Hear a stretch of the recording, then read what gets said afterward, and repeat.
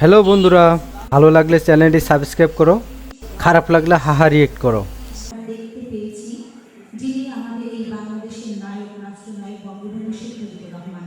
তিনি একটি কথা বলেছেন আমাদের সবার জন্য, স্বাধীনতা লাভ করা যেমন কঠিন, স্বাধীনতা রক্ষা করা তেমনি কঠিন। আজ আমাদের অস্ত্রের সংগ্রাম শেষ হয়েছে, এবার স্বাধীনতা সংগ্রামকে দেশ করার সংগ্রামে রূপান্তরিত করতে হবে। মুক্তি সংগ্রামের চেয়ে দেশ করার সংগ্রাম কঠিন, তাই দেশ করার কাজে আমাদের সর্বশক্তি নিয়োগ করতে হবে। আজ কিন্তু আমরা সবাই মিলেমিশে দেশ গড়ার সংগ্রামে আত্মশক্তি নিয়োগ করেছি। আমরা সবাই একত্রিত হয়েছি, আমরা একসঙ্গে কাজ করে এই দেশকে সামনের দিকে এগিয়ে নিয়ে যাবো ইনশাআল্লাহ। সম্মানিত সুধী মণ্ডলী, আমাদের আজকের অনুষ্ঠানে সম্মানিত প্রধান অতিথি, তার অনেক ব্যস্ততা রয়েছে, সেই ব্যস্ততার পরেও তিনি আমাদের মাঝে এসে আমাদের এই অনুষ্ঠানকে অলঙ্কৃত করেছেন, আনন্দিত করেছেন, আমাদের এই অনুষ্ঠানকে সুন্দর করেছেন, সার্থক করেছেন। এ পর্যায়ে আমি অনুরোধ জানাবো আমাদের আজকের অনুষ্ঠানের সম্মানিত প্রধান অতিথি, যিনি এই রংপুরের রাষ্ট্রনায়ক আমি বলতে চাই, কারণ তিনি রংপুরের উন্নয়নের জন্য অনেক কিছু করেছেন। জনাব শরফুদ্দিন আহমেদ চন্দ্র, মাননীয় প্রতিমন্ত্রী রংপুর সিটি কর্পোরেশন, তার প্রধান অতিথির বক্তব্য দেওয়ার জন্য আমি বিনীতভাবে অনুরোধ জানাচ্ছি।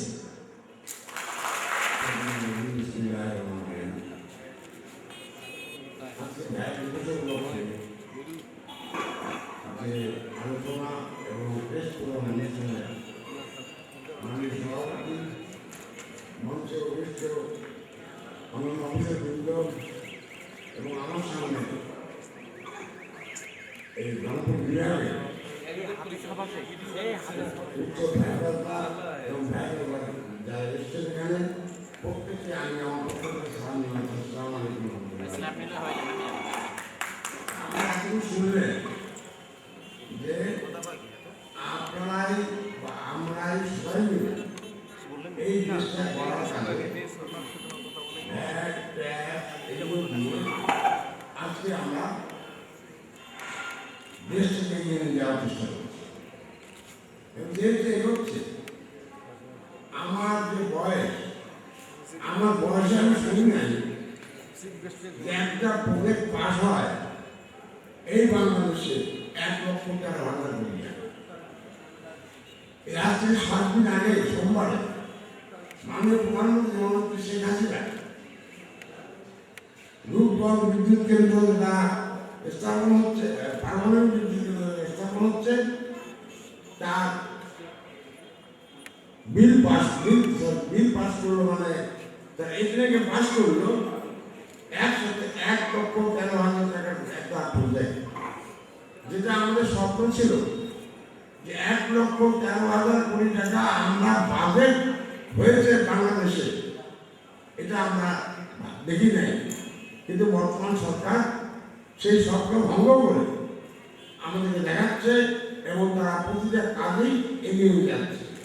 তাই আজকে বঙ্গবন্ধুর ডাক ছাড়া আমরা স্বাধীনতা দিতে যেতাম না। বঙ্গবন্ধু আমাদের বাঙালি জাতীয় ঐক্যবদ্ধ করেছিল। বাঙালি আমরা কিছু করতে পারি, এই স্বপ্ন উনি পেয়েছিল এবং সেই স্বপ্ন আমাদের ভিতর দিয়ে দিয়েছিল, যে কারণে আমরা যুদ্ধ করেছি। আর আজকে বঙ্গবন্ধু কন্যা জননেত্রী শেখ হাসিনা, আমার মনে হয় আজকে বঙ্গবন্ধু যদি বেঁচে থাকতো, তাও উনি জনগণের বলতো যে আমার মেয়ে আমার চেয়েও সাকসেসফুল এই দেশ পরিচালনার ক্ষেত্রে, অ্যাডমিনিস্ট্রেশনের ক্ষেত্রে। তার প্রমাণ আজকে দেশটা কোথায় ছিল, কোথায় নিয়ে এসেছে আমার মনে হয়। তাই আমি আমার পক্ষ থেকে, রংপুরবাসীর পক্ষ থেকে, রংপুর সিটি কর্পোরেশনের পক্ষ থেকে, ভ্যাট অফিসারদের পক্ষ থেকে আজকে মাননীয় প্রধানমন্ত্রীকে আন্তরিক অভিনন্দন জানাই। পাশাপাশি আমি প্রধানমন্ত্রীর কাছে দাবি রাখি, আজকাল যারা ভ্যাট দেয়, ট্যাক্স দেয়, তাদের ভ্যাট ট্যাক্সের টাকা দিয়ে আমরা বেতন নেই, আপনারা বেতন নেন, সবাই বেতন নেয়, আবার উন্নয়ন হয়। কিন্তু উন্নয়নের দাবিটা এই ভ্যাট ট্যাক্সের মালিক, এটা কিন্তু কোনো সাইনবোর্ডে রাখা যায় না। এই উন্নয়ন যে হচ্ছে, এই উন্নয়ন হচ্ছে ভ্যাট ট্যাক্স যারা দেয় তাদের টাকা দিয়ে উন্নয়ন হচ্ছে। তাই মনে করি যত প্রতিষ্ঠান বঙ্গবন্ধুর কন্যা উদ্বোধন সেই প্রতিষ্ঠানের শেষে যেন লেখা থাকে যে আপনাদের ভ্যাট ট্যাক্সের টাকা দিয়ে এই এই উন্নয়নটা হচ্ছে। আমি আশা করি আমার মনে হয় তাহলে যারা ব্যবসায়ী যারা ভ্যাট ট্যাক্স দেয় তারা আরো উৎসাহ পাবে এবং এই দেশটা আরো এগিয়ে নিয়ে যাবে। আজকে যখন ভ্যাট হলো বিএনপির আমলে আন্দোলন অমুক তমুক ধ্যান ধ্যান যা করা দরকার ছিল এমন কোনো আন্দোলন নাই যেটা হয় নাই। এই স্বাধীনতা ভাষায় অমুক থেকে কিন্তু তা এস্টাবলিশ করেছিল। আজকে স্বতঃস্ফূর্ততা এবং আজকে যে উদ্যম এবং সেই উদ্যমকে সাহস এবং আরো বেশি উদ্যমী করার জন্য আজকে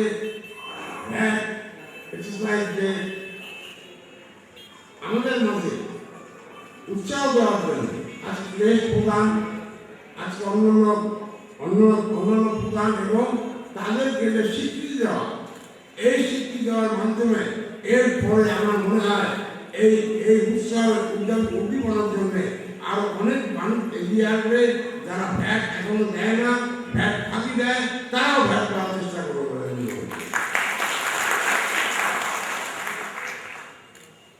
আজকে আমরা সবাই সজাগ হই, এই দেশটা কারোর বাপের সম্পত্তি না, এই দেশটা আমার আপনার সবার সম্পত্তি। আমাদের সম্পত্তি, আমাদের দেশ, আমাদের এই ফ্ল্যাগ, আমাদের এই মানচিত্র, এই মানচিত্রের মধ্যে যে অবস্থান আমাদের, সেই অবস্থানকে আমরা আরো সুদৃঢ় করি এবং আমরা এই মানচিত্রকে আরো এগিয়ে নিয়ে যাই। বিশ্বের বুকে বাঙালি জাতি বীরের জাতি এটা প্রমাণ করেছে ভাষা আন্দোলনের মাধ্যমে, যে ভাষা আন্দোলন করতে যে বুকের তাজা রক্ত রাজপথ দিয়েছে এটা পৃথিবীর কোনো ইতিহাসে নাই। আবার আমরা সেই জাতি, আমরা দেশটাকে এগিয়ে নিয়ে যেতে পারি এবং দেশটা যদি আমরা করতে পারি এবং দেশটা এগিয়ে নিয়ে যেতে সারা পৃথিবীর বুকে আমরা মাথা উঁচু করে দাঁড়িয়ে আমরা যেন বলতে পারি আমরা সেই বাঙালি, যে বাঙালিকে তোমরা একদিন প্রভাবহীন ঘুরে করেছিলে, আজকে তোমরা প্রভাবহীন ঘুরি না। আজকে যদি তোমাদের কোনো প্রয়োজন হয় আমাদেরকে তোমরা বললে আমরা বঙ্গবন্ধুর মানববন্ধন শেখ হাসিনাকে আমি আমার পক্ষ থেকে আন্তরিক অভিনন্দন জানাই যে উনি দেশটাকে নিয়ে ভাবেন এবং দেশের মানুষকে নিয়ে ভাবেন, দেশের মানুষের উন্নয়নের কথা ভাবেন, দেশের মানুষের কোনো মানে কষ্ট না হয় সে ভাবেন। এইভাবে যদি সবাই আমরা দেশটাকে নিয়ে ভাবি, চিন্তা করি, কাজ করি, নিশ্চয়ই আমরা বাঙালি জাতি, আমরা বীরের জাতি, আমরা সে বীরের জায়গায় পৌঁছাবই ইনশাআল্লাহ। এই কথা বলে সবাই আমার পক্ষে সালাম জানিয়ে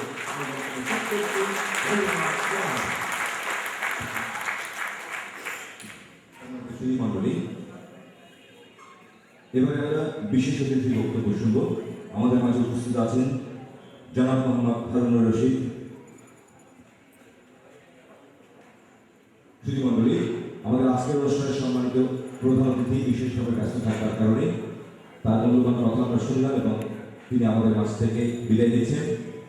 আমরা তার বিদায়ে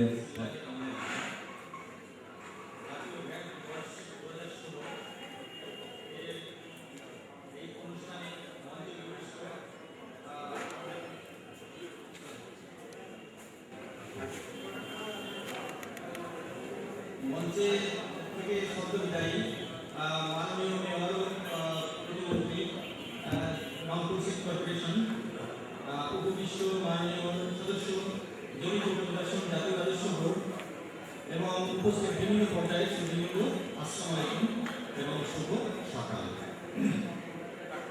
রাজস্ব উন্নয়নের অক্সিজেন, রাজস্ব ব্যতীত একটা দেশের রাজস্ব উন্নয়ন আদৌ সম্ভব নয়, ঐতিহাসিকভাবে এটাই সত্য।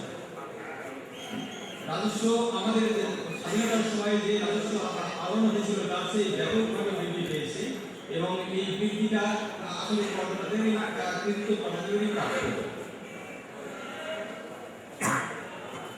আর এই রাজস্বের অন্যতম কাজ হলো ভিএটি বা ভ্যাট, এবং এই ভিএটি বা ভ্যাটের হলো আমাদের রাজস্বের একটা বড় অংশ। এবং এই 1991 সালে এই ভ্যাট আইন চালু হয় এবং এই ভ্যাট আইন চালুর পরে ব্যাপকভাবে এই ভ্যাট আদায় বেড়ে গেছে। তা এখন কিন্তু আমাদের একটা বড় সমস্যা হলো যে মাত্রায় আমাদের রাজস্ব বৃদ্ধি প্রত্যাশা করেছিলাম আমরা, সেই মাত্রায় রাজস্ব বৃদ্ধি দিতে পারিনি। এখানে ভ্যাট সেভাবেও অর্জিত হয় নাই। এটার বড় কারণ হলো এখানে নানান ধরনের কিছু ব্লক আছে, যেমন এখানে আইনের দুর্বলতা আছে, সচেতনতার অভাব, ট্যাক্স পেয়ার বা ভ্যাট প্রদানকারীদের সচেতনতার অভাব, আইন সম্পর্কে অজ্ঞতা, তারপরে সাধারণ ভীতি এবং অনৈতিকভাবে হয়রানি শিকার হয়ে এরকম একটা বোধ তাদের থাকা। এসব কারণেই যেসব লোকের কর প্রদানের যোগ্য যারা বা ভ্যাট প্রদানের যোগ্য তারা সঠিকভাবে কর বা ভ্যাট প্রদানে এগিয়ে আসছে না। এই কারণে শতভাগ আমরা নিশ্চিত করতে পারি নাই বাংলাদেশে যে এরা যে পরিমাণে ট্যাক্স বা ভ্যাট আদায় করার কথা ছিল সেটা সেভাবে অর্জিত হয়নি। তদুপরি আরেকটা চ্যালেঞ্জ আছে সামনে, যেটা হলো ভ্যাট আইন প্রবর্তিত হয়েছে 2016-তে সম্ভবত, এবং সেটা কার্যকর হবে 2017-তে জুলাই মাসে। সেটা করে কিন্তু ব্যাপক আলোচনা হচ্ছে সোসাইটিতে বা আমাদের সমাজে। আমরা পত্রপত্রিকায় দেখি বিভিন্নভাবে বিভিন্ন ব্যবসায়িক সম্প্রদায় তার বিরুদ্ধে বক্তব্য রাখছেন, এবং এই বক্তব্যটা কিন্তু অহেতুক, না জেনে শুনে এই আইনের বিরুদ্ধে করা। এই আইন সম্পর্কে যদি ওনারা সচেতন থাকতেন বা জানতেন তাহলে এই ধরনের সমস্যা হতো না। তবে এটা এই বর্তমানে এখন চেঞ্জ হয়েছে পরিস্থিতি, পলিটিক্যাল গাইডেন্সের কারণে বা আমাদের জাতীয় রাজস্ব বোর্ডের নির্দেশনার কারণে আমরা অনেকগুলো পজিটিভ স্টেপ নিয়েছি। এই ভ্যাট কর্তৃপক্ষ একইভাবে পদক্ষেপ নিয়েছে, যেমন ভ্যাট দিবস পালন করা, ভ্যাট সপ্তাহ উদযাপন করা, সচেতনতা সৃষ্টি করা, তারপর স্টেক হোল্ডারদের সাথে আলোচনা করা, বিভিন্ন ধরনের প্রোগ্রাম হাতে নেওয়া হয়েছে আমরা জেনেছি। এবং এর কারণে অনেক এখানে ভ্যাট বেড়ে যাবে, ভ্যাট আদায়ের পরিমাণ বেড়ে যাবে। আরেকটা হলো যে আস্থার সম্পর্ক আছে, সেই আস্থার সম্পর্কটা ব্যাপক প্রচারণা, ব্যাপক করা, ব্যাপক পারস্পরিক আলোচনা করা, এবং তাদের যে অজ্ঞতা সেটা দূর করার জন্য প্রশিক্ষণ দেওয়া, বিভিন্ন ধরনের কার্যক্রম হাতে নিলে এই ভ্যাট আদায়ের পরিমাণ অনেক বেড়ে যাবে আমরা বিশ্বাস করি, এবং এর মাধ্যমে আমাদের যে লক্ষ্য সেটা পূরণ হবে। এই আশাবাদ আমি ব্যক্ত করি আমার বক্তব্য।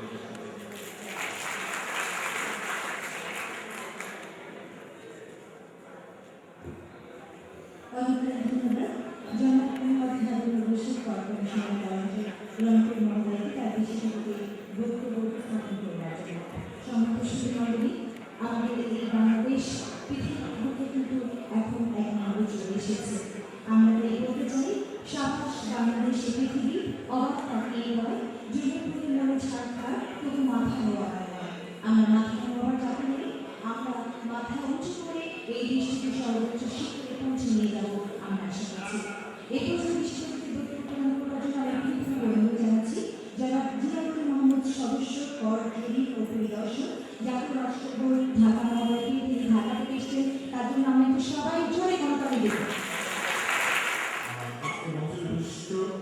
অত্যন্ত গতিশীল এবং কমিশনার, রংপুর ভ্যাট কমিশনার মহোদয় এবং আমার সহকর্মী রংপুর পরাঞ্চলের কমিশনার, আজকে যারা ভ্যাট সনদ পেলেন, পুরস্কার পেলেন, তারা এখানে ভ্যাট সম্মানিত ভ্যাট কাটানো এবং এখানকার রংপুরের জনগণ, আসসালামু আলাইকুম। জাতীয় রাজস্ব বোর্ড থেকে আমাদের বার্তা একটাই, যে সম্মানিত করদাতা এবং জাতীয় রাজস্ব বোর্ড পরিপূর্ণতার সূত্রে আবদ্ধ। আমরা একজনকে ছাড়া আরেকজন চলতে পারবো না। আমাদের চলার পথে আপনারাই আমাদেরকে অনুপ্রাণিত শুরু করবেন, তাই না? আমরা শুধু অনুভবের দায়িত্ব পালন করব। আমাদের কাজ হচ্ছে যে আপনাদেরকে, যেমন এই ভ্যাট যে নতুন আইনটা মানে আগামী 2017 সাল থেকে চালু হতে যাচ্ছে, সেখানে আপনারাই সব কিছু করবেন। আমরা শুধু ওভারসি করবো, আমরা দূর থেকে দেখবো, ব্যত্যয় ধরতে আমরা ওখানে ইন্টারসেপ্ট করবো। এর অর্থ হচ্ছে যে আসলে রাষ্ট্রের এতগুলো পক্ষ থাকে না, করদাতা এবং কর আহরণকারী এই বলে এই ধরনের একটা আমরা বিভাজন করি, নাইট অর্গানাইজেশন বলে আমরা ভাগ করি। আসলে আমরা সবাই রাষ্ট্রের নাগরিক, আমাদেরকে দায়িত্ব দেওয়া হয়েছে, আমরা সেদিকে সেটা পালন করি। আমরা যেরকম একদিকে আহরণকারী, আমরা নিজেরাও কর দেই। তবে একটা কথা আপনাকে বলতে পারি, দৃঢ়তার সাথে জাতীয় রাজস্ব উপর বর্তমানে জনগণের পক্ষে যত ধরনের সেবামূলক কর্মসূচি নেওয়া সম্ভব একটা অর্গানাইজেশনের পক্ষে সব ধরনের সেবামুখী কর্মসূচি আমরা জনগণের মাঝে প্রচার এবং প্রসার লাভ করার জন্য সর্বাত্মক চেষ্টা করছি। আমি নিজের কথা দিয়ে বলি, এই গত 2 শুক্র শনিবার আমি শুধু ভাষণ ছিলাম। এর আগে পুরো 1 মাস আমরা বাংলাদেশের বিভিন্ন জায়গায় আয়কর মেলা, আয়কর সপ্তাহ উপলক্ষে আমরা সবসময় ব্যস্ত ছিলাম। আপনাদের আনন্দের সাথে জানাচ্ছি, এই বছরের প্রথম জুলাই মাসে আমরা 18 লাখ করদাতার নিবন্ধন দিয়ে শুরু করেছিলাম। গত সপ্তাহে এটা 25 লাখ ছাড়িয়ে গেছে। অর্থাৎ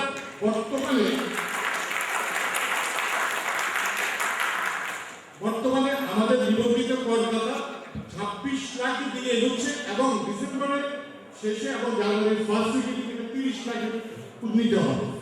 তো আপনার কর আপনার কাছে ফেরত যাচ্ছে নানানভাবে। তো যেহেতু বাংলাদেশ এখনো উন্নয়নশীল পর্যায়ে পার হচ্ছে মাত্র, দারিদ্র্যের দুষ্ট চাপে আমি 80 দশকের অর্থনৈতিক একজন ছাত্র, সবথেকে প্রিয় শব্দ ছিল দারিদ্র্যের দুষ্ট চক্র শব্দটি। এই শব্দটি অপস্থিত হয়েছে উন্নয়ন অর্থনীতি